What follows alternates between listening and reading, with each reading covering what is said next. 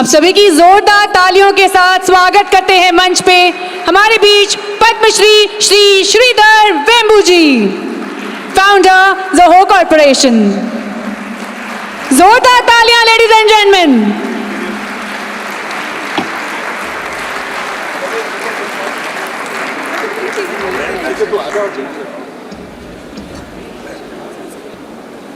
Ladies and gentlemen, it is my honor to welcome a visionary entrepreneur who has redefined what it means to build global products from India. Sri Sridhar Vembu ji, the co-founder and chief scientist of Zoho Corporation. At a time when many believed that world-class software could only come from Silicon Valley, he proved that it could be conceived, built, and scaled right here in India. What began in 1996 as a small team today has become Zoho Corporation, India's largest software products company, and a global SaaS powerhouse serving 125 million users in 180 countries.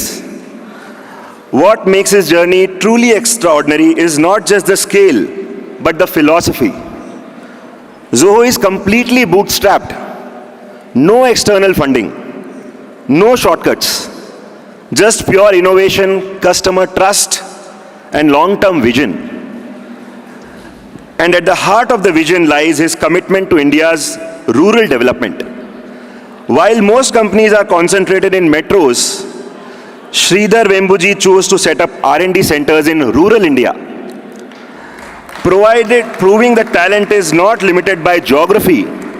He has empowered thousands of young Indians, me one of them, with skills, livelihood, and confidence to innovate for the world. In recognition of these contributions, he was honored with the Padmashri in 2021, one of the highest civilian honors in India. Today, as he takes the stage to speak on Make in India, Make for the World at this JITO Connect event of Jain community, we are not just listening to a business leader, we are listening from a nation builder who embodies self-reliance, global excellence, and the spirit of Atmanirbhar Bharat. Please join me in giving a warm and resounding welcome to Sridhar Vembu ji. Thank you. Thank you. Thank you, Atul. Namaskaram. Vanakkam. Vanakkam. So we'll start with Jainendra. So I am talking about business to maybe the most distinguished business community in the world. And my mother would certainly consider it, she would say, you are thoroughly unqualified to talk about business to anyone. Because, I don't come from a business community. And we never thought, if our childhood, business is not for us, right? That's not, it will never come, right? That's what they'll say. So I'm going to explore how business has evolved. That's what I'm going to talk about. So I'll come to this picture, right? So when we think of business, we think of trading. In fact, the last question was about trading, how many? And all big business groups actually started with trading traditionally. Trading was the source of wealth. The whole, vyapar means trading originally, right? You buy and sell. And in fact, if you look at all the major Japanese and Korean multinationals, how their origins, if you go to the Mitsubishi Group and all of that, trading houses. They call them trading houses. And they progressively moved into making, and that is factories and making things, making household goods, then making an increasingly complicated array. Well, more of that value in making is not just you have a factory, you make things, you have machines, you make things, but also the unique product design you come up with, and branding, the product management, design in particular. Then it moves more into industrial R&D, that you are talking about more unique inventions, industrial inventions I'm going to talk about.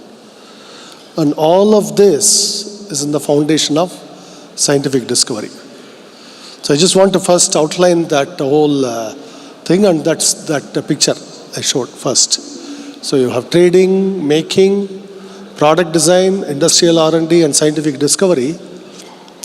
I actually deliberately put this in this kind of a pyramid structure because everything is the foundation of scientific discovery.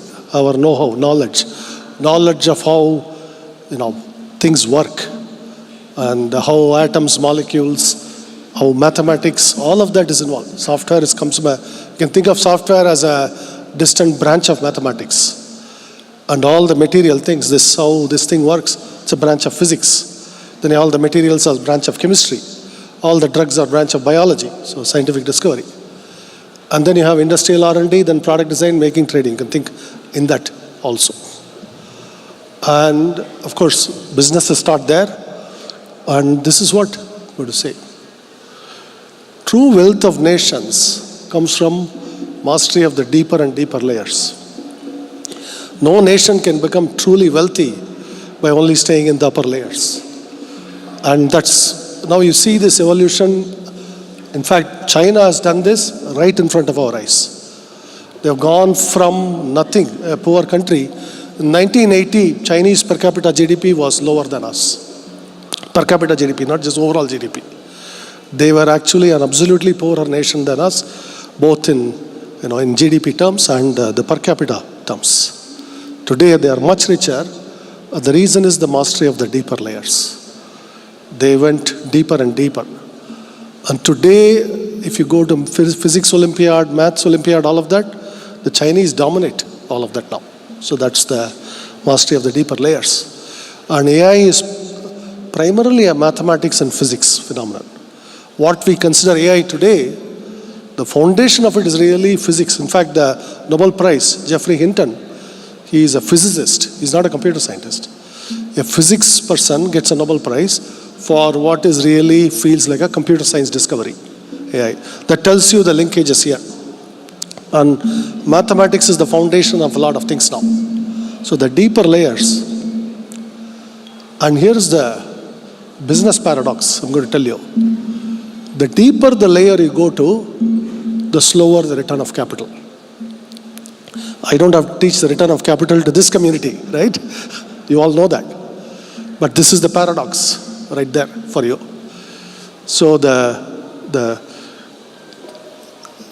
deeper you go into industrial R&D and scientific discovery, all of that, you are going to make money more slowly. But I said the wealth of nations also depends on mastery of the deeper layers. So therein lies, you see, the problem. Fundamental paradox of wealth. This is I want you to always really meditate on this, because you seriously understand this paradox, where the quicker the return that we get in a particular business and the national wealth, how wealthy a nation becomes, those two, there is a paradoxical relationship between the two. That we can only truly become wealthy as a nation if we invest in the deeper layers, but in a business you'll have to take a slower approach to it. And this is another thing. The wealth of nations is not compatible with very quick returns in finance. In fact, there is a reason why we didn't go public as a company. Because, take Aratai, the hot one, right? It's hot today. But we started investing in the core technology 14 years ago. And first 5-6 years, we went absolutely nowhere. If we had put out that product, you all would have hated it. It wasn't very good. Because we didn't know how to build, the good voice quality, video quality, all of that. It's very difficult to get all that right. And when your blue tick has to appear within like a sub-second, people notice those things. How quickly does the call connect? People notice those things. The mastery of all of that is not easy. And it has taken us nearly 15 years to get here. And And we found ourselves in a situation where we had to scale up the infrastructure about 100-fold in 2 days. Fortunately, because we had the experience, 30 years, we have pulled it off. Now it's still running, and it's running better now. We have improved the speed, all of that. But all of that knowledge accumulated over a 20-year period. There are many, many engineers working in our company who sometimes they will come and ask me, Sridhar, when are we ever going to see any money in what I do? I say, don't worry about it. Someday it will be very successful. I have to tell them. I have to tell them. And they'll say, I hope I'll get to keep my job. I say, that's my job, right? To make sure you keep your job. So, right? So, sequencing of that. So we actually, basically what we did is, we had products that made money, then products that we knew wouldn't make money, but very important for the long-term wealth of not just our company, resilience of the nation. And so I said the wealth of nations comes from mastery of deeper layers, but it's not just wealth, sovereignty now. To be a sovereign nation is now deeper technology layers now. It's obvious now. It wasn't obvious, say, even 5 years ago, 10 years ago. It's extremely obvious today that sovereignty, of course, security of nations. Operation Sindoor taught us. Operation Sindoor is the first time we have fought really a technological war. And the war is not primarily even about the battlefield. It is in the computer. It is in all of the technologies. It is in the mastery of the jet engine, all of it. That's what security of the nation is now. So all of these, wealth, sovereignty, security, all of this is on that. That's why I redraw that picture, wealth, sovereignty, security, industrial R&D, scientific discovery. So now you can see the connection between this. It's not merely just about, making things. It's about our sovereignty, our security as a nation, our self-respect. I'm going to say, our self-respect. That all depends on this, our mastery of our industrial R&D and scientific discovery. So what can business people do? I'm in business. Maybe I run a profitable company. What can I do? We have been profitable for nearly 30 years. Very first year we became profitable. At first we had like 5 lakhs in profit. Then at some point became 1 crore profit, then 5 crore profit, 10 crore profit, all of that. What do we do, right? Actually in the beginning, thought arose, what do we do? We said, no, we have to do deeper R&D, more R&D. That's when I created, let's say now we have to master email. Email was, 5 years later, I cancelled the whole thing, restarted the whole thing. 5 years of work, throw away, start again. 10 years later, we landed the first customer. 10 years to land that first customer, to paying customer. And today it's actually the fastest growing product in our suite. So that was what the successful business in other products enabled us to do. And so what can business people do? That's why I said, understand how to create and nurture a patient engineering culture. This is maybe the most vital, this slide is the most vital. Because if people ask, what is your trade secret? There's no trade secret, this is a trade secret. That's all there is. And it's not even a secret. But in fact, not even a secret is the whole secret. That's a problem. Because it's actually both extremely easy and extremely hard. And the easy part is that it's, once the system, you have a nice culture, it produces all the fruits. The hard part to understand how that culture works. And I'll give you some insights. What you think of as simplicity is simply that, I'm sitting with my engineers all the time. If I have an executive suite where I sit, my engineers can't access me, I won't get the information, then I won't be able to make decisions, I won't be able to guide them, all of it. So it's not much simplicity, just sitting together with engineers all the time, you become one of them, right? That's engineering culture. Everybody calls me by name in the company. There are no, if you come to our company, there are no manager offices, executive boardrooms, nothing. There's nothing. There's no boardroom at all. Everybody sits in the same seating as everybody else. We have meeting rooms. Sometimes I have to make an important call. I'll hunt for the meeting room because everything is occupied. Same happens to me too. So that's the engineering culture in the company. In fact, some years ago, a minister came to our company, and I'm walking with him. We go to the lift. It's like some employee of us, like, he's just simply calling me casually, Sridhar, what's up?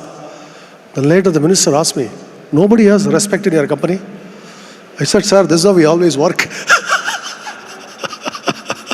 Right? So he didn't know that there was a minister standing next to me. So, and I'm telling you, this is the highest priority. If you want to know what makes Silicon Valley tick, it is this, that culture of creating that engineering culture. That's what really Apple figured out, Google figured out, all of that. You know, these companies are now insanely wealthy. Insanely. I mean, now we have to measure it in how many times India's GDP. They are wealthy, right? I'll give you an idea. Microsoft now is $120 billion a year profit, not revenue, profit. Apple is $140 billion. Google is maybe $130 billion. Facebook is maybe $50-60 billion. All annual profit, by the way. So, and they also, of course, hold all of our nation's technological, reins in their hands. Each of these companies, right? With one stroke of somebody's pen, whose, we can lose access to all our phones, all our computers, all our networks, all of it. That's the reality today, right? So, but to escape that, to get out of that, we need to create that engineering culture. And I submit to you, this has to be the highest priority today. No other priority.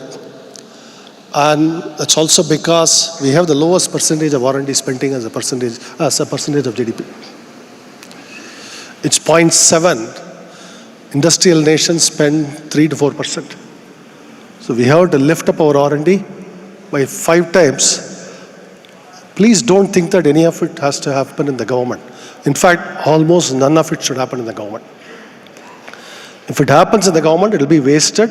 We will not get the real technological fruits of this. The iPhone was not created by the US government. The iPhone was created by Apple, the search engine. They may have funded some fundamental scientific work, discovery, but all of the industrial R&D, which is the bulk of it, scientific work may be 5 billion a year, but the industrial R&D may be 400 billion a year. That's the magnitude difference. All of that have to come from businesses, and they have to come out of our profits.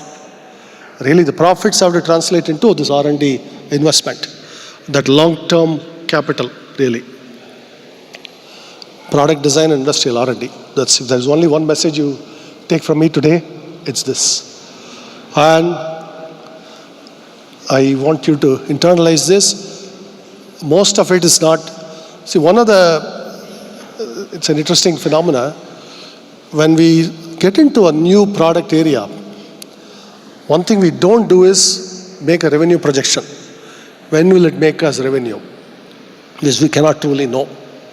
For example, could anybody have predicted that it was last week, finally, Artai will get a big vertical takeoff? Impossible. Nobody could know. It happened at random. I was shocked. One tweet created a chain reaction. It's like a nuclear fission. Suddenly an explosion happened. But the ground was set up for it, right?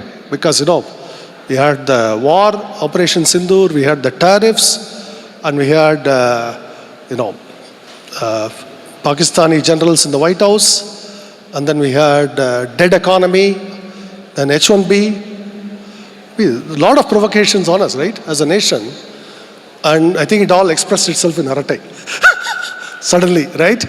But who could have expected that? There's no way to expect that. So that's why I say you cannot predict these returns, but you can What you can do is you can measure yourself. How do you measure yourself? How good is your product? How good is your stuff you are creating versus the competition, versus the global competition? It's more uncertain. In fact, I often joke with our teams, a product team is like a movie team for us, movie making. You never know. Some movies become huge hits, some movies flop. You never know when you're making it, right? Otherwise, you would make correctly only the hit movies or the hit songs. You cannot know. So there is more uncertain. But we have no option but to do this. So there is an averaging going on, just like in the stock market. The wealth of the nation can only come from this industrial R&D and scientific discovery. Those are more uncertain, but on average, much more longer term payoff. If all of our businesses collectively, the R&D we do, is what is going to translate into wealth for the community and the nation. That's really what it is. So, this is what I say. Time for all patriots. I emphasize the word engineer. We really have to engineer our nation's future. It is engineers who engineer the nation's future now. It is all up to engineers now. So, industrial R&D. I said it again and again. And it will create a lot more wealth for businesses, your business, long term, and of course the nation. And that's all of the slides I'm going to talk about wealth creation. Because I have a much more important topic. So, in fact, I am in the odd position where I tell people how to make more and more and more, and then I also end up telling it's pointless to make more and more and more. So I'm going to talk about that. Okay? So, how many iPhones can I carry? How many luxury cars can I drive? How many luxury homes I can live in?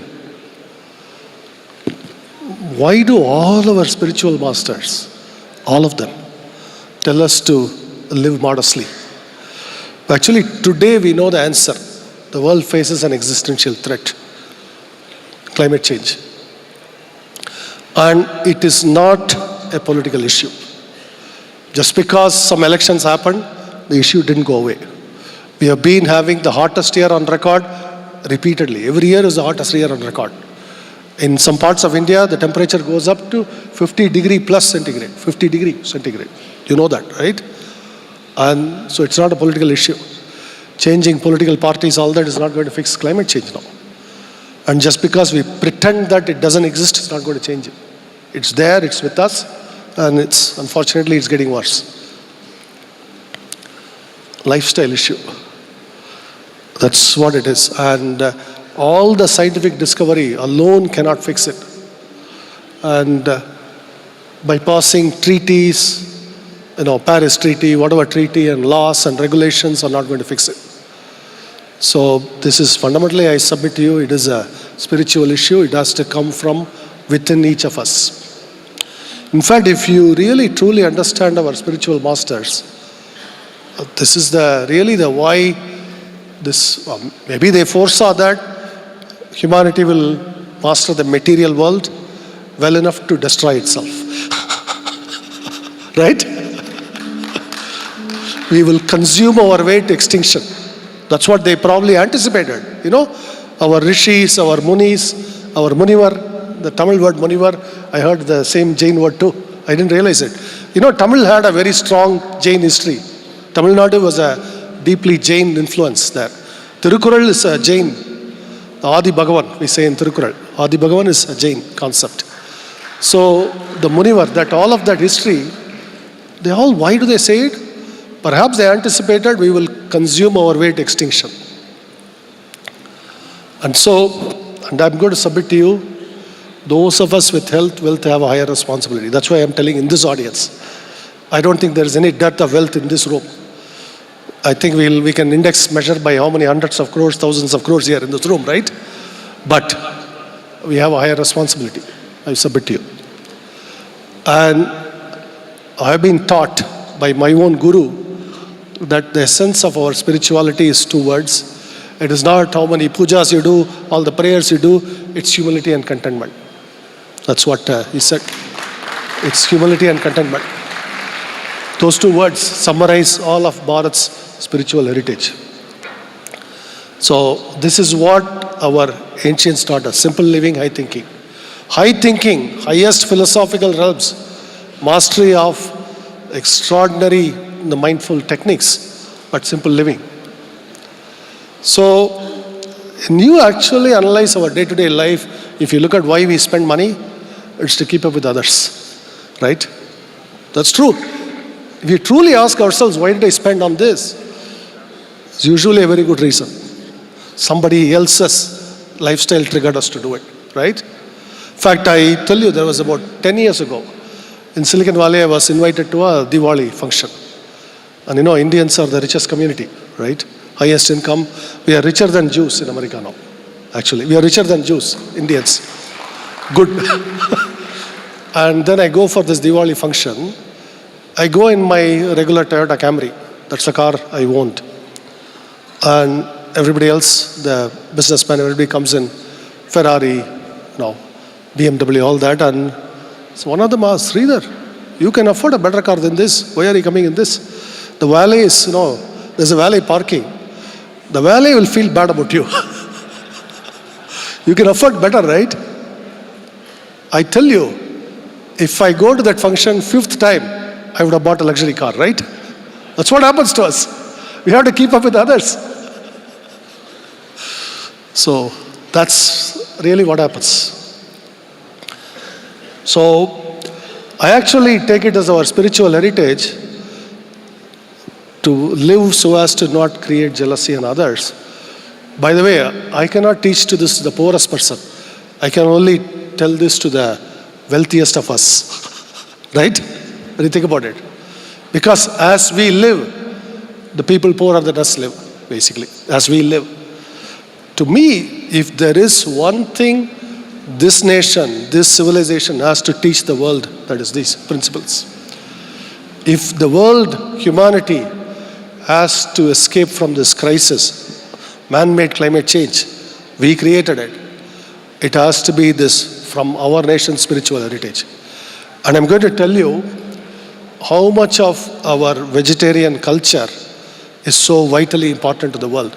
Because food alone is a major cause of climate change today. This community right here has a huge lesson to teach. Huge lesson to teach the world. And I hope you go on living this way, set an example for others. It's very important because it comes from fundamental compassion, right? Compassion for everything. You have even more compassion for even the roots. You won't touch potato and onion and carrot because you don't want to uproot that whole thing, right? That is compassion. This community teaches that compassion. And then why would we provoke jealousy in others? To me, the highest compassion is this too. Other human beings should not feel jealous of us. And to me, once we adopt that foundational principle in our lives, I told you we need to create a lot more wealth for our nation. But once we adopt we will live modestly, not create jealousy in others. The purpose of wealth becomes very obvious, that is dharma. Basically, dharma. Right? We live for that. And there's so many philanthropists in this room. You know this. There is no more joy than in creating these philanthropic institutions. I have personally experienced the joy. All of you, most of you have experienced the joy. That's where it, I think, would say, comes from. So I'll end with this again, what I started. Thank you. And I'm open for some questions. Thank you.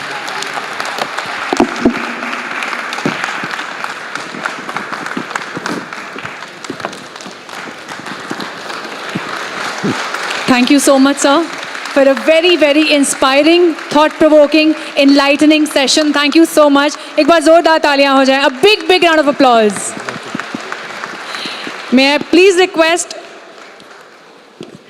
Mr. Prakash Bulusuji, Joint CEO, IIFL Capital, to kindly join us on the stage, along with Shri Rohit Kothari ji, Chairman JITO Hyderabad Chapter, Shri B.L. Bhandari ji, Convener JITO Connect 2025, Shri Sushil Sancheti ji, Co-Convener JITO Connect 2025, Shri Kamlesh ji Sujatia, Vice President JITO Apex, Shri Gautam Sehlot ji, Director in charge JITO Connect 2025, and Shri Jitendra ji Bhandari, Director Chairman TENAPS.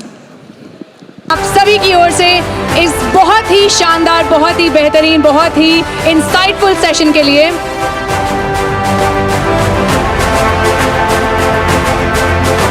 well, we have with us the man himself, Padmashri Sridhar Vembu ji. Thank you so much, sir.